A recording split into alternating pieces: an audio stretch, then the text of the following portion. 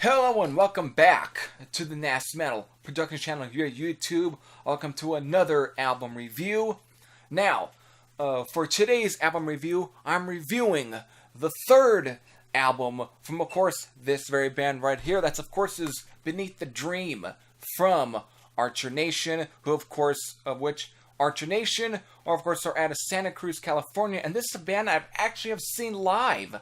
And the first time I even heard about Archer Nation was when I saw them live, which of course was, at least at this point, a month ago from now.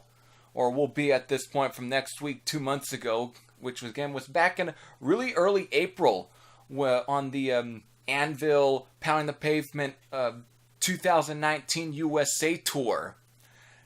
Again, Archer Nation had opened up for Anvil on that tour, that show, and I never heard of them until then, and right then and there, I liked what I heard, so I went out and just grabbed and bought this from there. So again, and this was a fairly new album by the time when I saw them, of course. Again, released. Let's go to the album date here on the Metal Archives page, which right here, February 15th, this album was released.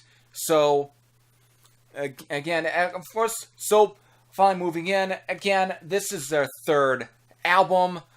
Their first two albums was Doomsday Prophet, which was released back in 2006. Now, the band was formed in 2004 under just the shortened name Archer. Of course, they ran with this name from this debut full-length album. Of course, they had released a demo also in 2004.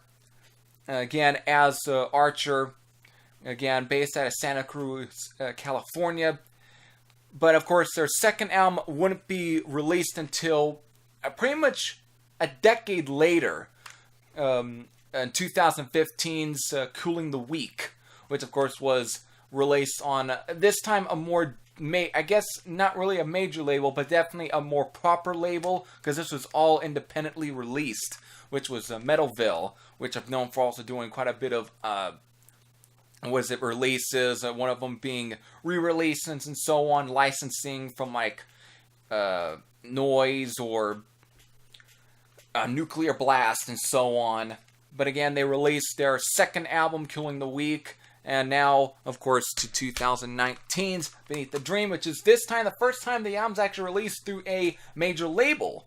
Released through NMP, which of course is David Ellefson's record label, and of course, who are best known for also releasing 2016's Hellstar's Vampiro. I was almost going to say Nosferatu, but that's a much more older album, which I have reviewed as well. Anyways, again, debut on David Ellefson's label, and also definitely even the first time to actually even have a much more proper production. Their earlier stuff, especially on Doomsday Prophets right here, it's got a real raw, almost rough sound to it. Almost has a slight demo-ish sound to it, but still probably a lot more higher quality compared to a lot of 80s demos. But still, compared to, let's say, an album like Beneath the Dream, this album had much more, again, a much more raw, rougher production, and everything was definitely underproduced in places, but it definitely gave a little hindsight of what the band is definitely capable of, especially when it comes to the founding member of this band, which is Dylan Rose, who would definitely, of course, a guitar player and vocalist. Again, giving out some great guitar leads and showing his influences from Zakk Wylde to either Eddie Van Halen to, of course, Dave Mustaine, though not as much on this one than it is apparent on, again, Beneath the Dream right here. But it just seems like that it was a good presentation of what they really were going, of what they have going for everything. Just a good representation or good presentation, demonstration, and so on of what the band is really capable of. And it seemed like with each release, they just seem to have gotten better and better. And of course, with the additions of new members, of course, Dave De Silva and Can Mooney might have butchered that name and so, but again, with the two new members who of course debuted on, if I am correct here, kind of. Dave De Silva, of course, was on Killing the Week, but again, being the only member at least left from that album to, of course, Beneath the Dream, being the first time, again, drummer K.M. Mooney was, of course, debuted. So with that, again, with these new members, they're able to at least, even this time, bring out a much more, I guess you could say, a much more structured, even more tighter album and everything, and that's what you kind of get with Beneath the Dream. And this time, a lot of the Megadeth influence are even more apparent on this sound, but I don't want to focus on a lot of the influence. Instead, really focus that this really turns out to be some really good, tight, technical, melodic, heavy metal in places, especially throughout the whole album with these 8 songs, of course, kicking off with Division. No, on the CD, it says it kicks off with Eye on the Dawn, but that's the very second track on this album. Division is actually the song that does open up the album, and is yet a great track, very heavy, got a nice crunchy stomping feel to it, but again, right from that first track, everything, you just get the whole idea, and as the album goes on, this is definitely some just great work. And as far as the production is concerned, it is produced by Mike Klink, who is best known for producing albums for bands such as either Whitesnake, Guns N' Roses, and I can go on, but those are the 2 bands really that comes to mind that definitely, at least, that I can remember the most. Whitesnake and Guns N' Roses. So in a way, he gives the band a much more tighter, more a lot more, again, more structured production, and really brings out the heaviness and just a great tight musicianship from this band, and the writing overall is definitely, again, all improved with this album. You can hear from, again, other good songs from her, like Sadia, Not My Own, Matricide, again, and Severed. Even the title track also has a very melodic, with the sort of slightly more cleaner guitar sound before moving into a really good melodic track and stuff. Even also the song I Am the Dawn, which at times almost pushes things towards almost a slight power metal feel to it, but more so US power metal in a very more neoclassical technical way, in a way that you would expect from, like a band like Hellstar, especially on an album such as A Distant Thunder. Just got that real, almost galloping stuff even throughout some of the album as well. Again, there is really not a bad song on here. Even again, with some of the sound that does kind of at times pushes towards the thrash metal or speed thrash or that kind of genre, with especially the song Shackled, which is a great fret burner of a track and is just great.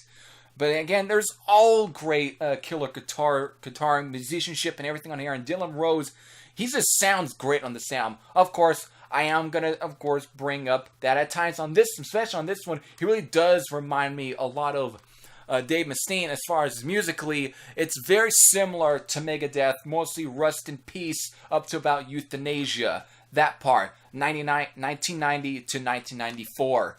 That part, it's just very sort of tight, technical, melodic, heavy metal. Really not very much thrash or speed metal, but at times with this sound, it does pushes a little bit towards there in places, but really doesn't completely go all out as being a complete thrasher of an album.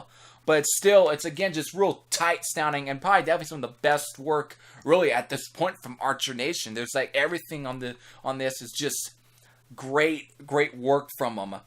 And again, when seeing them live, you can definitely tell that the band does have a really good stage presence, especially Dylan Rose.